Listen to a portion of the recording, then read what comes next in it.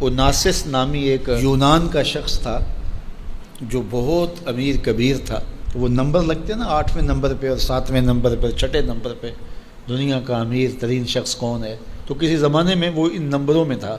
تو اس کی آنکھوں کے یہ پپوٹے کام کرنا چھوڑ گئے.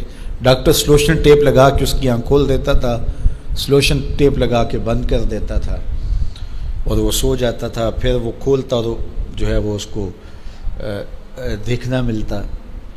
تو یہ آٹومیٹک سسٹم خراب ہو گیا. تو کسی نے اوناسس سے ایک دن پوچھا کہ تیری زندگی کی سب سے بڑی خواہش کیا ہے؟ یہ جہازوں کے بیڑے تیرے ہیں، یہ اتنے بڑے کاروبار ہیں، تا حد نظر پھیلے ہوئے بنگلے، اتنا کچھ، تو کوئی خواہش رہ گئی ہے؟ اس نے کہا ہاں، ایک میری خواہش رہ گئی ہے. تو سننے والے نے کہا کہ کیا؟ کہا کاش کہ اپنی آنکھیں اپنی مرضی سے کھول سکوں، یہ میری خواہش ہے. تو اس نے کہا کہ اگر اس کے لیے تجھے کوئی پیسے لگانے پڑے تو کتنے کو پیسے لگائے گا؟ کہا ساری دولت لگا دوں گا. کاش کہ اپنی آنکھیں تو اپنی مرضی سے کھول سکوں. تو میرے ان دوستوں میں سے کئیوں کو آج یہ احساس ہوا ہوگا کہ یہ بھی کوئی نعمت ہے. اور جو 24 گھنٹے ہمارے ساتھ ہے، تو اتنی نعمتیں ہیں ہمارے اوپر اللہ کی، اور اس کو ہم اپنے حساب سے چھوٹا یا بڑا کہہ لیتے ہیں، لیکن وہ اتنی بڑی ہیں کہ اگر وہ چھن جائیں تو پھر پتہ چلتا ہے کہ جو ہے وہ کتنی بڑی نعمت سے ہم محروم ہو گئے. وہ میرے ایک ملنے والے ہیں، ان کے منہ میں لعاب کی مقدار کم ہے، جس کو ہم نے کبھی سوچا بھی نہیں کہ یہ بھی کوئی نعمت ہے.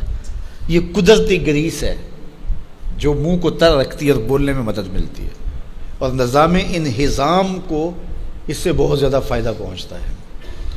لیکن ان کا مسئلہ کیا ہے کہ مقدار کم ہے.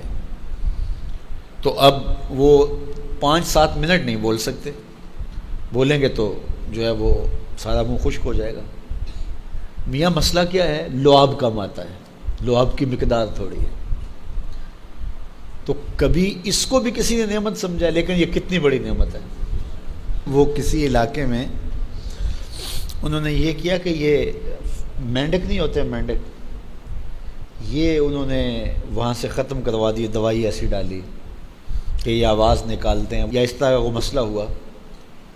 تو اب کیا ہوا کہ چاول کی فصل پر ایسی سنڈیاں آ گئیں کہ جس کا کوئی علاج ہی نہیں تھا.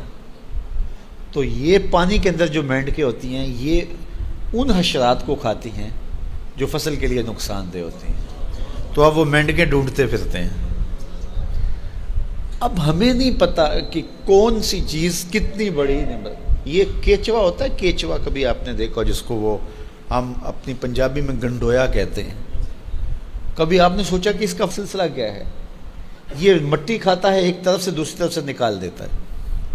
اور اب ہمارے ادھر ایک ذمہ دار تھا، تو وہ بچوں کو پیسے دیتا تھا کہ وہ لے کر کے اور اپنی فصلوں میں چھوڑتا تھا.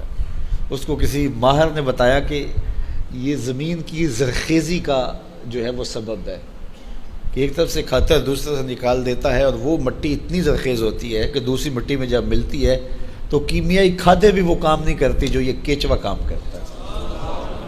ہمیں پتہ ہی نہیں ہے کہ ہمارے اطراف میں اللہ نے کتنی نعمتیں ہمارے لیے پھیلائی ہوئی ہیں.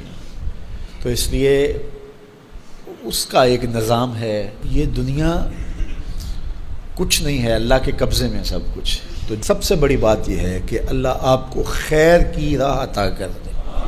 بس بعض کا جو دنیا کی دولتیں دی جاتی ہیں، یہ آزمائش ہوتی ہیں، یہ آزمائش ہوتی ہیں.